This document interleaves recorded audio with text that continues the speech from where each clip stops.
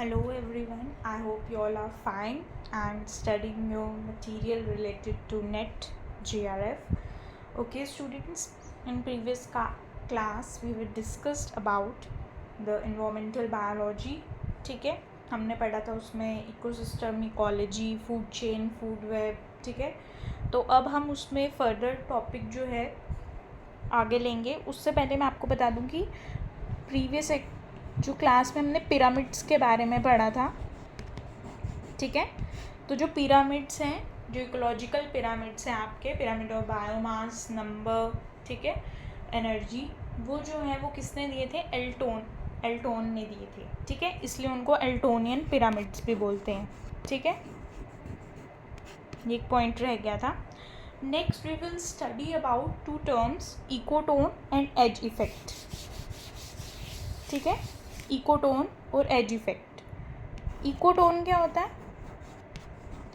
Ecotone जो है उसमें क्या है हमारे पास, ये समझ लीजिए आपके पास दो कम्युनिटीज़ हैं. ये एक फॉरेस्ट है, एक ग्रासलैंड है. ठीक है, ये आपका ग्रासलैंड है और ये आपका फॉरेस्ट एरिया है. ठीक है, इसके बीच में जो इंटरमीडिएट कम्युनिटी है, ठीक है, उसे हम क्या बोलते हैं? इकोटोन. ये जो एरिया है जिसमें दोनों के ही कैरेक्टरिस्टिक्स होंगे, मिक्स्ड कैरेक्टरिस्टिक्स होंगे, उसे हम क्या बोलते हैं? इकोटोन. अब जो दूसरी टर्म है वो है एज इफेक्ट. एज इफेक्ट क्या है कि जो कम्युनिटी इस एरिया में रहेगी, ठीक है, उसे कैसी कंडीशंस मिलेंगी जो उसको हेल्प करेंगी सरवाइव करने में, जो कि नाइदर ही कैरेक्टरिस्टिक होगी किसकी? ग्रासलैंड की, और ना ही कैरेक्टरिस्टिक होंगी किसकी? फॉरेस्ट के. ठीक है, तो वो क्या है आपका? Edge effect. ठीक है, अब जैसे देखिए कोई आउल स्पीशीज़ है, वो इस बीच के एरिया में रह रही है, तो उसमें क्या होगा? एज इफेक्ट होगा. ठीक है, और एरिया जो होगा वो आपका क्या होगा? इकोटोन होगा, क्योंकि वहाँ दोनों के ही इफ़ेक्ट जो है वो पड़ेंगे. जैसे फॉरेस्ट का भी पड़ेगा कुछ इफ़ेक्ट, हो सकता है उसके क्लाइमेटिक कंडीशंस का इफ़ेक्ट पड़े, उसके सॉइल का पड़े. ठीक है, और ग्रासलैंड का भी पड़ेगा. ठीक है, जैसे उसके न्यूट्रिएंट्स होंगे कोई सॉइल के, हवा होगी. ठीक है, तो उस सब का भी इफ़ेक्ट पड़ेगा. ये आपकी दो टर्म्स थी, इकोटोन एंड एज इफ़ेक्ट. ठीक है, नेक्स्ट अब इसमें हमने पढ़ना है इकोलॉजिकल सक्सेशन के बारे में. इकोलॉजिकल सक्सेशन जो है एक सीरीज़ ऑफ चेंजेस हैं जो इकोसिस्टम में आते हैं जब एक कम्युनिटी दूसरे को रिप्लेस कर लेती है. ठीक है, और वो किसकी वजह से? क्योंकि चेंजेस आ जाते हैं वहाँ के बायोटिक और एबायोटिक फैक्टर्स में. ठीक है, अब बायोटिक एबायोटिक आई थिंक आपको क्लियर होगा कि एबायोटिक हो गया आपके टेम्परेचर हो गया, एयर होगी, वाटर हो गया, वहाँ के प्रोटीन, लिपिड्स, कार्बोहाइड्रेट, जो न्यूट्रिएंट्स हैं आपके. ठीक है, और बायोटिक में आ गए आपके प्लांट्स, एनिमल्स एंड डीकम्पोजर्स. ठीक है, इकोलॉजिकल सक्सेशन को हम इकोसिस्टम डेवलपमेंट भी बोलते हैं. ठीक है, ये टर्म जो है वो किसने दी है? हल्ट ने दी है. ठीक है, अब हम पढ़ेंगे टाइप्स ऑफ इकोलॉजिकल सक्सेशन के बारे में. अगर आपको इकोलॉजिकल सक्सेशन डिटेल में पढ़ना है, ठीक है, अभी हमारे पास इतना टाइम नहीं है कि हम उसे डिटेल में पढ़ें, तो वो वीडियोस इस चैनल पे ऑलरेडी हैं. ठीक है, आप अभी शॉर्ट में से पढ़िए. इकोलॉजिकल सक्सेशन जो है पहली टाइप उसकी है नेचर ऑफ बेयर एरिया के ऊपर डिपेंडेंट. ठीक है, तो वो कौन कौन सी हैं? Primary and secondary. प्राइमरी जो है वो क्या है? वो उस इकोसिस्टम, उस हैबिटेट में होती है जो प्रीवियसली अनइनहैबिटेड है. ठीक है, वहाँ पे कोई नहीं रहता, जैसे कि वॉल्केनोज हो गए, साइट्स ऑफ ग्लेशियर्स हो गए. ठीक है, और सेकेंडरी वाले वो हैं जो कि एक डैमेज्ड इकोसिस्टम पे होता है, जैसे कि आपका कोई डिज़ास्टर के थ्रू, कोई नेचुरल डिज़ास्टर के थ्रू कोई इकोसिस्टम जो है वो डिस्ट्रॉय किया गया हो. जैसे आपका कोई फ्लड आ गए हो किसी एरिया में, कोई अर्थक्वेक से डिस्ट्रॉय हो गया है. ठीक है, तो वो सारे जो हैं वो क्या हैं? वहाँ जो इकोलॉजिकल सक्सेशन होगी उसे हम क्या बोलेंगे? Secondary succession. नेक्स्ट आपकी है on the basis of availability of water in the habitat. तो वो है हाइड्रार्क सक्सेशन एंड ज़िरार्क सक्सेशन, जो कि हमने डिटेल में भी पढ़नी है. ठीक है, तो हाइड्रार्क जो है जहाँ पे वाटर जो है अवेलेबल है, उसमें जो कम्युनिटीज़ की रिप्लेसमेंट होगी. ठीक है, वहाँ जो सक्सेशन होगी उसे हम क्या बोलते हैं? हाइड्रार्क सक्सेशन. और ज़िरार्क वाली जो है वो रॉकी एरिया में, ड्राई एरिया में जो है जो प्रेजेंट होगी, तो उसे हम क्या बोलेंगे, ज़िगज़ैग सक्सेशन। जैसे कि आपकी सैंड पे होगी, या रॉक एरियाज़ जो है, बेयर रॉक एरियाज़ वहाँ होगी, बड़े बड़े बोल्डर्स पे होगी सक्सेशन, तो वो जो है वो कौन सी है, ज़िगज़ैग। एक पॉइंट और है जो आपके दिमाग में आ रहा होगा कि सक्सेशन तो ऐसी ही होगी कि आज देखा हमने यहाँ तालाब था, कल यहाँ फॉरेस्ट बन गया, ऐसा कुछ नहीं है, ठीक है। It takes millions of years. सिर्फ जो सेकेंडरी सक्सेशन है वो हो सकता है आपकी 50 to 100 ईयर्स में हो जाए, क्योंकि वहाँ पे सॉइल जो है आपकी ऑलरेडी प्रेजेंट है, ठीक है। नेक्स्ट आपका है on the basis of nature of factors, autogenic and allogenic, ठीक है।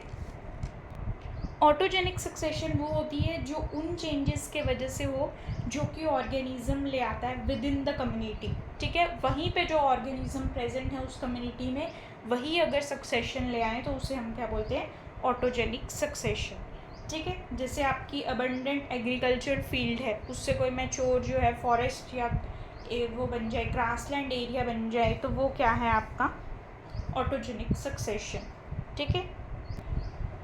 ऑलोजेनिक सक्सेशन जो है वो होगी क्यों, ड्यू टू द फोर्सेस जो कि आउटसाइड द कम्युनिटी से आ रही है, कोई एक्सटर्नल फोर्सेस की वजह से, ठीक है। जैसे आपकी सॉइल में चेंजेस होगी इरोजन की वजह से, लीचिंग की वजह से, तो वो क्या होगी आपकी एलोजेनिक सक्सेशन, ठीक है। फिर उसके बाद दो टाइप्स आती हैं on the basis of dominant community, autotrophic and heterotrophic, ठीक है। ऑटोट्रॉफिक वाली वो सक्सेशन होगी जिसमें ऑटोट्रॉफ्स जो है वो डोमिनेट करेंगे, ठीक है। Occurs in inorganic environment succession, जैसे कि जो सॉइल पे हो रही है, ठीक है। हिटरोट्रॉफिक जो है सक्सेशन, उसमें आपकी हिटरोट्रॉफिक कम्युनिटी जो है वो डोमिनेट कर रही है। जैसे कोई डेड डिकेइंग फ्रूट है, ठीक है, उस पर सबसे पहले क्या आ जाएंगे, सेप्रोफाइट्स आ जाएंगे। तो वो सेप्रोफाइट्स जो है वो फर्स्ट कम्युनिटी हो गई, हमारी पाइनियर कम्युनिटी जो हो गई, ठीक है। तो वो जो होगी वो क्या होगी, हिटरोट्रॉफिक सक्सेशन, ठीक है। नेक्स्ट आपकी इसमें दो इंपॉर्टेंट टर्म्स है, pioneer community and climax community, ठीक है। पाइनियर होगी जो आपकी फर्स्ट इनिशियल जो कम्युनिटी इस्टेब्लिश होगी सक्सेशन में, वो क्या होगी आपकी पाइनियर कम्युनिटी, ठीक है। और जो सबसे लास्ट होगी फाइनल कम्युनिटी होगी, उसे हम क्या बोलते हैं, क्लाइमैक्स कम्युनिटी, ठीक है। फिर उसके बाद इसमें सीर का भी एक कंसेप्ट आ जाता है, SERE, सीर। तो वो जो आपकी इंटरमीडिएट कम्युनिटीज़ हैं पाइनियर और क्लाइमैक्स के बीच में, उसे हम क्या बोलते हैं, सीर कम्युनिटीज़, ठीक है, या फिर सीर बोलते हैं। अगर आपको शॉर्ट में वहाँ पे जर्नल पूछ लेते हैं, ठीक है, प्रोसेस ऑफ इकोलॉजिकल सक्सेशन के स्टेप्स जो हैं, अगर बाई चांस वो पूछ लेते हैं, ठीक है, तो उसको आप सीधे याद रख सकते हैं 9 एकड़ से, ठीक है, NIEACRS, ठीक है। इसमें आपने 9 में N जो है हटा देना है, ठीक है, तो वो हो जाएगा न्यूडेशन, इन्वेजन, ठीक है, एक्सेस और एस्टेब्लिशमेंट, A से एग्रीगेशन, कॉम्पिटिशन, ठीक है, रिएक्शन एंड स्टेबलाइजेशन, ये आपके जो हैं स्टेप्स आ गए, ठीक है। जर्नल प्रोसेस जो इकोलॉजिकल सक्सेशन का है, ठीक है, हम शॉर्ट में कवर कर रहे हैं तो इसलिए मैं पूरा एक्सप्लेन नहीं करूँगी कि अब न्यूडेशन क्या होता है, इन्वेजन क्या होती है, ठीक है। तो आप ऐसे ही याद रखिएगा कि जो स्टेप्स जो हैं इकोलॉजिकल सक्सेशन के, वो आपने कैसे याद रखने हैं, 9 एकड़ से याद रखने हैं, ACRS NIE, ठीक है, न्यूडेशन, इन्वेजन, ठीक है, एक्सेस और establishment, aggregation, competition, reaction and stabilization. Nudation में पहले बेयर एरिया बनेगा, माइग्रेशन और इन्वेजन में क्या होगा, एक कम्युनिटी कोई आएगी, उसके स्पोर्स आएंगे, वो उसे इन्वेड कर लेंगे, ठीक है। और एक्सेस और एस्टेब्लिशमेंट में क्या होगा, आपकी ग्रोथ हो जाएगी वेजिटेशन की। एग्रीगेशन में क्या होगा, उस जो आपकी वो कम्युनिटी एस्टेब्लिश हुई है उसकी पॉपुलेशन इंक्रीज़ होगी। फिर उसके बाद कंपटीशन होगा कम्युनिटीज़ के बीच में, स्पेस को लेके, लाइट को लेके, न्यूट्रिएंट्स को लेके। फिर रिएक्शन होगा, ठीक है, एक कम्युनिटी जो है वो रिप्लेस हो जाएगी बाय द अनदर कम्युनिटी। और फाइनली स्टेबलाइजेशन आ जाएगी, एक फाइनल स्टेबल कम्युनिटी जो है वो इस्टेब्लिश हो जाएगी, ठीक है। ये आपका आ गया general process of ecological succession, ठीक है। अब हम पढ़ेंगे ज़ीरो सीर और हाइड्रोसीर के बारे में। उसमें आपको मेनली जो हैं अपने स्टेप्स जो हैं वो याद रखने हैं, क्योंकि वहाँ ऑब्जेक्टिव आना है, तो वो आपको स्टेप्स पूछ सकते हैं, ठीक है। कोई एग्जांपल पूछ सकते हैं कि फाइटोप्लैंक्टन स्पीशीज़ में क्या है, ठीक है। ज़ूप्लैंक्टन में क्या है, या हो सकता है वो सीरीज़ दे दें कि ये सीरीज़ जो है हाइड्रोसीर की करेक्ट कौन सी है, ठीक है। हाइड्रोसीर की, ज़ीरोसीर की कौन सी जो है वो करेक्ट है, ठीक है। सैमोसीर जो होती है वो किस पे होती है, सैंड पे होती है, ठीक है। ऐसे ऐसे जो है आपके क्वेश्चन आ सकते हैं। ये जो है आपकी आ गई सीरीज़ किसकी, हाइड्रोसीर की, ठीक है। Phytoplankton, rooted submerged, floating, reed swamp, marsh meadow, woodland and forest stage, ठीक है।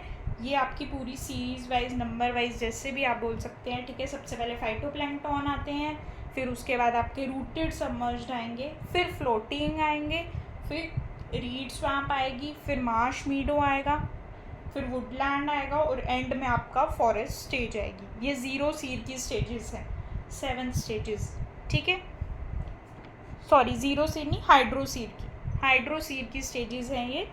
Phytoplankton, rooted submerged, floating, reed swamp, marsh meadow, woodland and में forest stage, that is your climax stage. अब हम पढ़ेंगे ज़ीरोसीर की स्टेजेस के बारे में, ठीक है। ज़ीरोसीर में आपका पहले बेयर रॉक होता है, फिर क्रस्टोज लाइकन होगी, फिर फोलियोज और फ्रूटिकोज लाइकन होगी, ठीक है। फिर मॉस स्टेज होगी आपकी, फिर हर्ब स्टेज, फिर श्रब स्टेज एंड में tree stage, that is your climax stage, ठीक है। ये स्टेप्स है किसके, ज़ीरोसीर के। हाइड्रोसीर में आपने याद रखना है phytoplankton, rooted submerged, floating, reed swamp, वो सब चीज़ें। और इसमें लाइकन्स हैं, फिर मॉसेस हैं, फिर हर्ब्स हैं, फिर श्रब हैं और एंड में ट्री स्टेज है, ठीक है। ये स्टेप्स आगे किसके, आपके ज़ीरोसीर के, ठीक है। I hope this topic is clear to you. Ecological succession, biogeochemical cycle करने से पहले हम एक टॉपिक और देख लेते हैं, that is your ecosystem services, ठीक है। 4 कैटेगरीज की इकोसिस्टम सर्विसेज है, कौन कौन सी, provisioning, regulating, cultural and supporting, ठीक है। 4 टाइप की हैं, कौन कौन सी, provisioning, regulating, cultural and supporting. सबसे पहले इकोसिस्टम सर्विसेज क्या होता है, ये वो बेनिफिट्स हैं जो हमें कहाँ से मिलते हैं, हमारे इकोसिस्टम से मिलते हैं। इकोसिस्टम आई थिंक आपको क्लियर होगा कि अब क्या है, सिस्टम है बायोटिक एंड एबायोटिक कंपोनेंट्स का, ठीक है। अब हम इन 4 कैटेगरीज जो हैं उसकी एग्जाम्पल्स एक बार देख लेंगे, क्योंकि हो सकता है कि वो नाम पूछ ले सीधे, provisioning, regulating, cultural and supporting, ठीक है। या फिर ये भी पूछ सकता है कि प्रोविजनिंग में जो है क्या एग्जाम्पल है, ठीक है। उसमें 4 ऑप्शन दे के आपको पूछ सकता है, रेगुलेटिंग में, कल्चरल में एंड सपोर्टिंग में, ठीक है। ये एक छोटा सा चार्ट है, इससे आपको जल्दी याद रहेगा, ठीक है।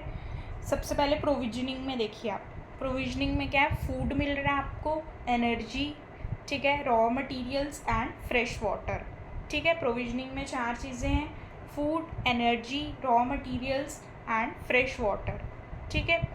रेगुलेटिंग में क्या है, देखिए रेगुलेटिंग का मतलब ही क्या होता है कि कुछ किसी चीज़ को, किसी प्रोसेस को रेगुलेट करना, तो obviously climate regulation, bio regulation, purification of air, water, soil, ठीक है, इरोजन प्रिवेंशन एंड पॉलिनेशन। जो भी प्रोसेसेस जो हैं हमारे इकोसिस्टम में हो रहे हैं वो रेगुलेटिंग वाली इकोसिस्टम सर्विस में आ जाएंगे, ठीक है। नेक्स्ट है आपका सपोर्टिंग।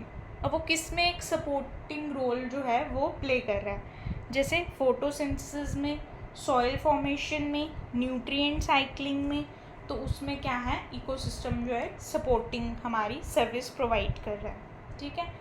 लास्ट हमारी है कल्चरल, ठीक है। उसमें आ जाता है आपका mental and physical health, recreation and tourism, ठीक है, science and education and your aesthetic values. अगर आपको ये इकोसिस्टम सर्विसेज याद करनी है, फटाफट ये टेबल जो है आपने पढ़ लेना एक बार, तो आपको याद हो जाएगा कि प्रोविजनिंग में क्या है, रेगुलेटिंग में क्या है, सपोर्टिंग में क्या है, कल्चरल में क्या है, ठीक है। नेक्स्ट टॉपिक जो है वो है हमारा बायोजियोकेमिकल साइकिल्स, ठीक है। बायोजियोकेमिकल साइकिल जो है वो क्या है, मूवमेंट है, ट्रांसफॉर्मेशन है केमिकल एलिमेंट्स की एंड कंपाउंड्स की बिटवीन लिविंग ऑर्गेनिज्म, उनके एटमॉस्फेयर के बीच में और अर्थ की क्रस्ट के बीच में, ठीक है। अब मेजर जो बायोजियोकेमिकल साइकिल्स हैं उनमें कौन कौन से आ जाते हैं आपके, carbon, nitrogen and water cycle, ठीक है। सबसे पहले जो फ्लो ऑफ एनर्जी होती है वो तो लीनियर होती है, लेकिन न्यूट्रिएंट्स जो होते हैं वो कैसे मूव करते हैं, साइक्लिकल मैनर में। इसलिए हमारे पास 3 टाइप्स के बायोजियोकेमिकल साइकिल हैं। पहला मैंने आपको बता दिया हाइड्रोलॉजिक और वाटर साइकिल। सेकेंड आ गया गैसियस साइकिल, जिसमें आपका आ जाएगा ऑक्सीजन, कार्बन, नाइट्रोजन। ठीक है, रिजर्वायर जो है उसका किस में है, एयर में है। ठीक है, तो इसकी वजह से वो क्या है, गैसियस साइकिल है। थर्ड आ गया आपका सेडिमेंट्री साइकिल। ठीक है, उसमें आ गया sulphur cycle and phosphorus cycle, क्योंकि इसका रिजर्वायर जो है सेडिमेंट्स में है या रॉक्स में है जो अर्थ क्रस्ट की, इसलिए उसे क्या बोलते हैं, सेडिमेंट्री साइकिल। ठीक है, ये आपके 3 टाइप के बायोजियोकेमिकल साइकिल्स आ गए। जो आपका हाइड्रोलॉजिकल साइकिल है, ठीक है, उसमें 7 स्टेप्स हैं। अगर आप ये डिटेल में देखना चाहते हो तो आप वीडियो देख सकते हैं, वो ऑलरेडी चैनल पे है। ठीक है, लेकिन मैं इसे अभी फ़िलहाल ऑब्जेक्टिव पॉइंट ऑफ व्यू से पढ़ाना है तो इसलिए शॉर्ट में पढ़ाऊँगी। इसके जो 7 स्टेप्स हैं वो क्या क्या हैं, evaporation, condensation, sublimation, precipitation, transpiration, run of and infiltration. ठीक है, यहाँ पे शॉर्ट में डेफिनेशन इनकी लिखी हुई है। इवेपोरेशन मतलब लिक्विड से गैसियस फॉर्म में कन्वर्ट करना, कंडेंसेशन गैसियस से लिक्विड फॉर्म में कन्वर्ट करना, सब्लिमेशन सॉलिड से डायरेक्टली गैसियस फॉर्म में कन्वर्ट करना, प्रेसिपिटेशन मतलब वाटर का ग्राउंड पे गिरना, चाहे वो रेन के फॉर्म में हो, स्नो की फॉर्म में हो। ठीक है, ट्रांसपायरेशन जब आपके जो प्लांट्स हैं वो लूज़ करते हैं वाटर थ्रू स्टोमेटा, ठीक है, in the form of vapours, तो उन्हें हम क्या बोलते हैं, ट्रांसपायरेशन। ठीक है, रन ऑफ मतलब ड्रेनेज बेसिन से स्ट्रीम्स की तरफ पानी का फ्लो करना, उसे हम बोलते हैं run off. Infiltration movement of water through the boundary where atmosphere interfaces soil. ठीक है, ये आपके स्टेप्स हैं किसके, हाइड्रोलॉजिकल और वाटर साइकिल के। नेक्स्ट है आपके गैसियस साइकिल। नेक्स्ट है आपका सबसे पहले हमारा गैसियस साइकिल में है नाइट्रोजन साइकिल।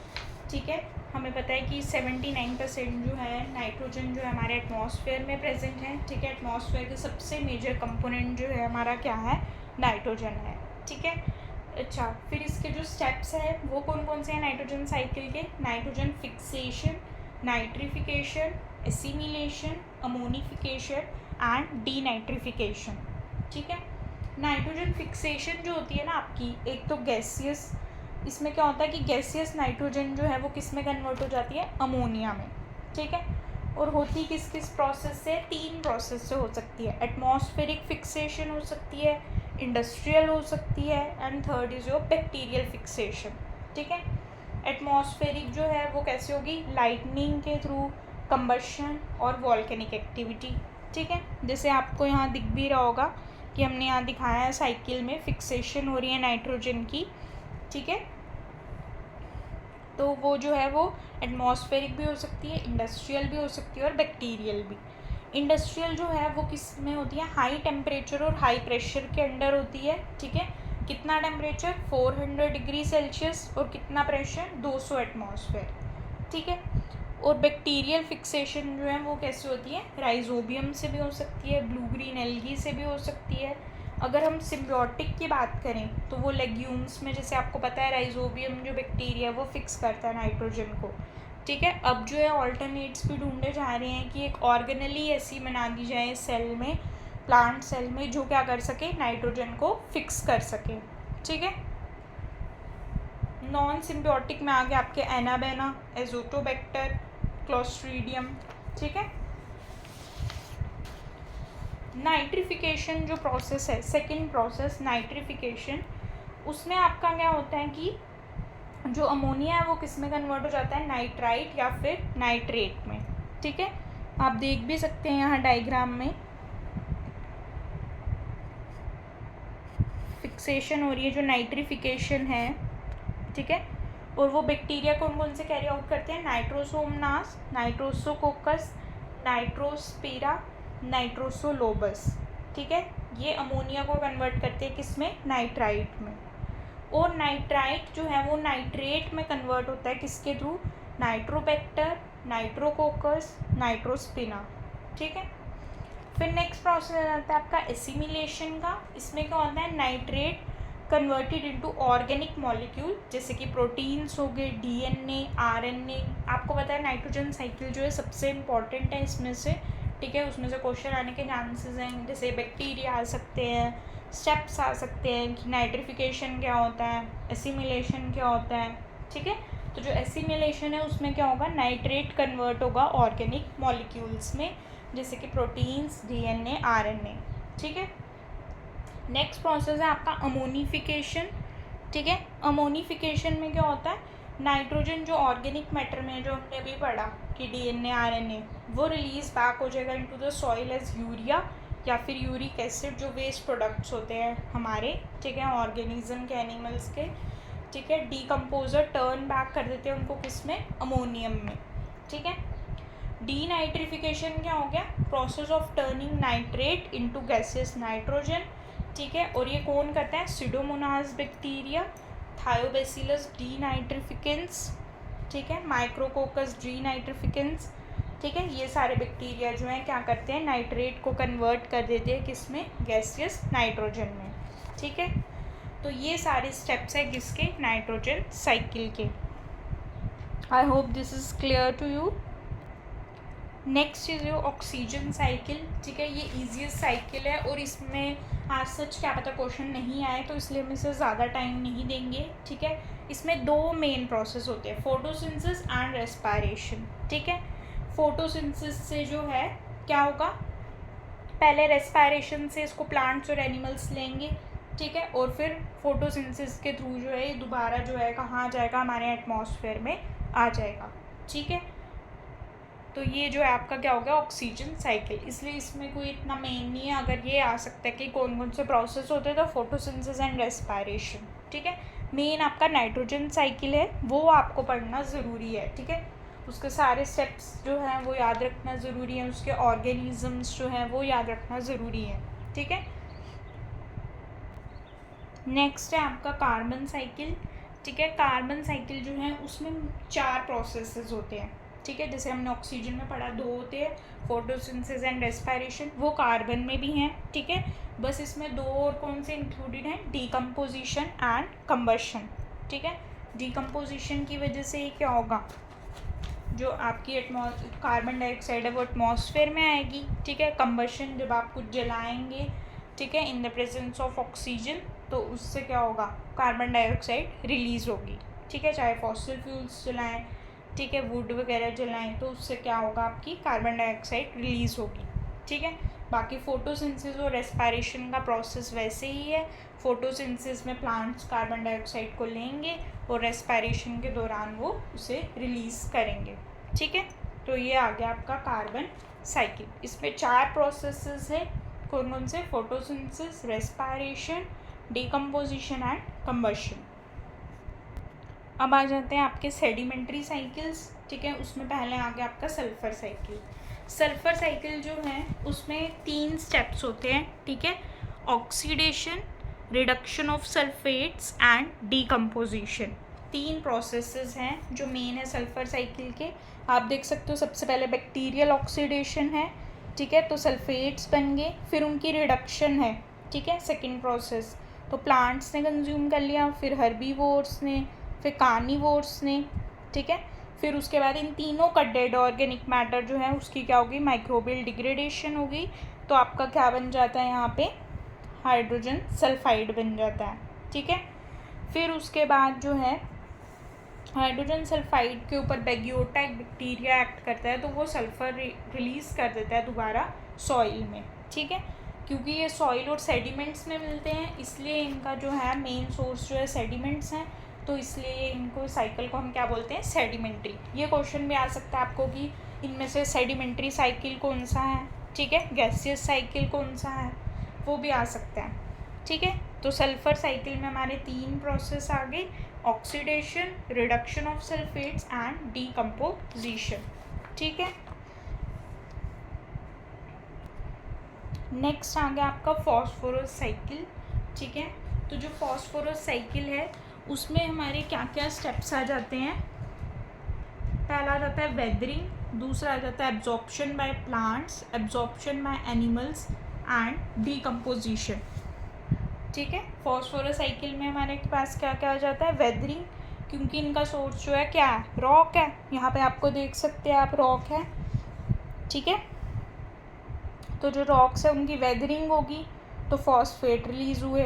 फॉस्फेट को लिया प्लांट्स ने, प्लांट्स को कंज्यूम किया एनिमल्स ने, एनिमल्स के टीथ और बोन्स में फॉस्फेट होता है, ठीक है।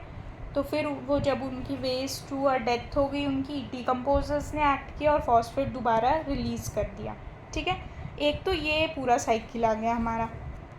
एक साइकिल क्या है कि जो सेडिमेंट्स आपके वाटर में प्रेजेंट हैं, ठीक है, वो जो हैं वो रॉक्स, उन्होंने रॉक्स बनाए, फिर उनकी वेदरिंग हुई, ये साइकिल चला, ठीक है।